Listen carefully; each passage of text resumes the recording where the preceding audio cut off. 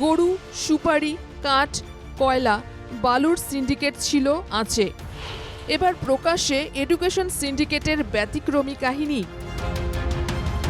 ধুবড়ীর কয়েকটি স্কুলে ঘটেছে এই ব্যাপক কেলেঙ্কারি। এই যে বিশাল ফিশারি দেখছেন, এখানে 5 বছর আগে ছিল একটি স্কুল। স্কুলের নাম ছিল ছাড়ালডাঙ্গা মডেল হাই স্কুল। 5 বছর আগেই স্কুলটি বন্ধ হয়ে যায়। স্কুলের কোড বাতিল করে দেয় সেবা। যেখানে একদিন ক্লাসরুম ছিল, আজ সেখানে শুধু জল আর জল। কিন্তু প্রকৃতপক্ষে বন্ধ হয়ে যাওয়া এই স্কুল থেকেই মাধ্যমিক পাশ করেছেন শতাধিক ছাত্রছাত্রী। অবিশ্বাস্য হলেও এটাই ঘটনা। একসময় এই স্কুলের প্রধান শিক্ষক ছিলেন শামসুল হক।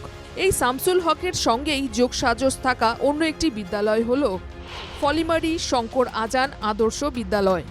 এই স্কুলের প্রধান শিক্ষকের নাম মইনুল হক। এই মইনুল হক শামসুলের কাছ থেকে 5 বছর আগে বন্ধ হয়ে যাওয়া স্কুলের সেবা কোড চেয়ে নেন। সেই কোড ব্যবহার করে নতুনভাবে রেজিস্ট্রেশন করা হয়।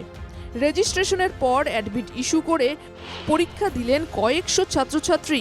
কোনো ধরনের নীতি নিয়মের পরোয়া না করে ছাত্রছাত্রীদের কাছ থেকে 30 থেকে 35 হাজার টাকা নিয়ে লেটার মার্ক সহ পাশ করিয়ে দেওয়ার গ্যারেন্টি দেন শামসুল এবং মইনুল।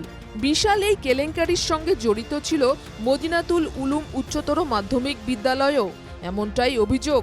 অভিযুক্ত মদিনাতুল উলুম উচ্চতর মাধ্যমিকের অধ্যক্ষ পার্থপ্রতিম রায়। লক্ষণীয় বিষয় হলো, বন্ধ হয়ে গিয়েছে এমন একটি স্কুলের কোড ব্যবহার করে বছরের পর বছর এই কেন্দ্রে পরীক্ষা অনুষ্ঠিত হয়ে আসছে। কিন্তু এনকেটিভি বাংলার ক্যামেরায় আসল সত্য ধরা পড়তেই ঝুলি থেকে বেড়াল বেরিয়ে আসে।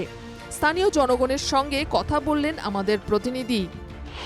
5 বছরে প্রায় 1,500 ভুয়ো ছাত্রছাত্রী মাধ্যমিক পরীক্ষা দেন। গোপন এই কেলেঙ্কারির তথ্য প্রকাশ্যে আসার সঙ্গে সঙ্গে নড়ে চড়ে বসে শিক্ষা বিভাগ। জেলা শিক্ষা আধিকারিক অদিত কুমার শর্মাও কথা বললেন এনকেটিভির সঙ্গে। বিস্তারিত জানালেন সবকিছু। তারপরই এলো উচ্চ পর্যায়ের তদন্তের নির্দেশ। কঠোর হচ্ছে ধুবড়ী জেলা শিক্ষা বিভাগ। এত ব্যাপক কেলেঙ্কারি, শেষ পর্যন্ত বাতিল হবে শঙ্কর আজান আদর্শ বিদ্যালয়ের স্বীকৃতি।